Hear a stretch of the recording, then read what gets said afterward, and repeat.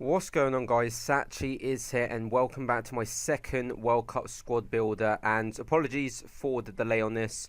Obviously I've been busy with exams and revision, as you all know, so finally I have been able to create this squad and play 10 games with them. So there was a comment about doing Brazil, but I don't want to do Brazil just yet because I'm just trying to see if there's going to be any more Brazilian team of the seasons coming out before I actually do it. So I will do that in the next couple of weeks for sure.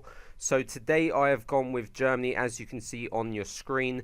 The squad for the World Cup, the actual squad, has been announced. For the England one, it was actually before it was announced. So actually, a few of the players that I had included were not included in the squad. But yeah, the Germany squad has been officially announced. The 30-man squad anyway. It's going to be reduced to 23, and I chose the 23 players that I would personally think would actually go to Brazil. So just to begin with, go through the subs. We've got Weidenfeller, Draxler, who is amazing in this game, but I did not try him in these 10 games, surprisingly, because, well, I don't know why I didn't try him, but I just preferred another player. Klose, Kadira, Schürrle, Podolski, Ozil. Yep, I didn't try him either. Haldez, Bender, Zieler, Grosskreutz and Janssen. So that is the subs and the reserves that I think will be at the World Cup, and this is the starting 11 that I personally think would be the best one. Maybe with one or two alterations. You can have your own opinion on that, and if you do, then put it in the comments below, because I would like to know if you think I'm accurate with my predictions or not. So to begin with, obviously we all know who the goalkeeper is going to be. That is Manuel Neuer. Before we get into this, most of the players will say they have 12 games. That's because 2 of the games, the person actually quit out of the game before we actually started the game, if you get what I mean. So that added a couple more games to the total, but I did actually only play 10 games. So yeah, obviously Neuer in goal. In the centre-back position, we do have, as we just need to put that to Germany instead. There we go, and we do have Hummels in the left centre-back position, and we obviously do have Boateng, the upgraded Boateng right there. He played, well, it says 15, but I've only played 10 games in this team, and obviously Hummels has been in my club for a long, long time. Both, we'll get into, how they performed later on, but personally, I wasn't really impressed with these two. They didn't seem to be very fast. Boateng's got 75 pace, but I've put shadow on him, which should give him 78, but he did not feel pacey at all. And Hummels, I know he lacks a bit of strength, and obviously he's got 65 pace, and you lack a bit of strength, it's not going to be too good. So, okay, so in the left back position, we do have Smeltzer from Borussia Dortmund. Now, you could also have Janssen, possibly, but I went with Smeltzer because of that link with Hummels. And obviously the other the other fullback is obviously going to be Philipp Lahm. Now, there are 2 team of the seasons in this squad, and obviously Lahm does have a team of the season and a team of the year. But because the budget is 1 million coins, I wouldn't have been able to afford a team of the season Lahm at the time of making this video. So yeah, I just went with his normal version at right back, and yeah, he's actually a pretty decent right back. He does defend very, very well, and he does get forward also. So into the 2 CDM spots, I think you can guess who it's going to be. Well, we'll go with Kroos in a minute, but Schweinsteiger, who has been very, very consistent for Bayern over the last few seasons. He did actually get 4 assists right there, but didn't score. So obviously he is more of an assist provider. And in the other CDM spot, we do have Toni Kroos, who is the first team of the season in this squad. We'll say he played 10 games. He scored 4 goals and 4 assists. Now, I did actually play Kroos in 2 positions, and that is because I wasn't playing well at first. The first few games I played with him at Cam, it wasn't really going too well. And once I put him to CDM, he played a lot better.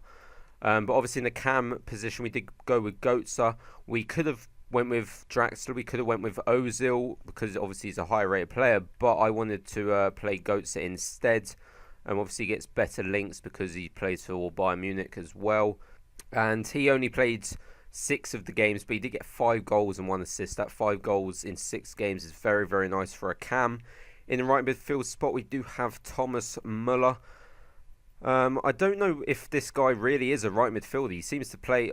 I thought he played more centrally, but he's right midfielder on this game, so I'll put him there. And he only got 1 assist in the 10 games, which was very, very disappointing. He didn't seem to work too well on that wing. He doesn't seem to be like a proper winger personally. And here he is. Here he is, Royce. There you go. The second team of the season in this squad. The big money player pretty much, because he did cost me 560k, and I've lost out on about 40k since I bought him. He's going for about 520, and that doesn't even include the tax that I'm going to lose on as well. So in the 10 games, he did score 4 goals and get 3 assists. Wasn't too impressed with him. Don't think he's that much better than his normal version. The only difference I could really see was his shooting was a bit better, but that was about it. But he has got 4-star weak foot, 4-star skill moves. I would play him as a left winger or a left forward because he would be a lot more dangerous. And up top, we did go with Volland. Now, I did put him into a striker position. And we didn't actually play 10 games. He played about, I think it was 8 games. And he did score 6 goals and get 5 assists. He was amazing and probably up there, I would say, in my top 3 players in this squad. So that is the team that I thought worked best. The 4-2-3-1, which is pretty much a standard Germany formation nowadays, and I was kind of impressed with some of the players, but I was really disappointed with others. And let's get on with this gameplay. Okay, so firstly I'm going to talk about the 2 team of the season players that I did use. So firstly, Royce, who was the most expensive player. He was kind of disappointing. He was kind of wasted on the wing in that left midfield spot. I think he'd be better suited as a left winger or a left forward, because he would be a little bit more central in the left forward position and a little bit more attackive in the left wing position. At left mid, it was hard to get him into the game because I like to play the football centrally. I don't like to just get it out on the wing and cross it. So it was kind of difficult to get him involved. But saying that, he did get 4 goals and 3 assists. I can't say he was bad. He was decent when he had the ball. His shooting was quite good. But seeing as I had 94 shooting plus sniper chemistry style, which makes it 97, I thought he would score some more goals than he actually did. But I don't think he's worth the price. I would rather stick with the normal version, which is about 40 to 50k. So moving on to Kroos, he was the better of the 2 team of the season players, probably because I played him more centrally. So obviously he saw more of the ball. At the start, I played him with Closer up front, but it was just too slow, and I really couldn't play with that team. We were not getting many chances. And look at this from Khedira, by the way. That is why I took him out. I played him at CDM with Kroos and Closer, and the team was just too slow. I just couldn't play with it at all. So I did actually move Kroos to CDM and put Götze in, and then put Volland in up front, and it was a whole different story. It was a lot more faster, a lot more slicker. Khedira was an absolute liability, so Kroos in that CDM role was a lot better, and he did the job really well, because he came in with a couple of goals. Look at that goal from Royce. That was actually my favourite goal from Royce. That was a brilliant little run to cut inside and just smack it, and that's what I tried to do on most occasions with Royce. But anyways, yeah, Kroos, I probably think he's best suited to a CDM role or a CM role. His cam position, he is a bit slow, but if you know how to use him, then he is really good. Yeah, I would say he is worth the money if you can use him properly. Moving on to the other players, the 2 centre-backs were frustrating. They weren't really strong enough for me, and they felt a bit slow at times, so that was kind of annoying. The 2 fullbacks, well, Lahm was good defensively and attackively, but Smeltzer was actually really poor. Schweinsteiger was solid. He provided a few assists. He's very strong in that CDM role. Khedira, we already talked about, was an absolute liability because he was just so slow around the pitch. It was just really hard to play with him.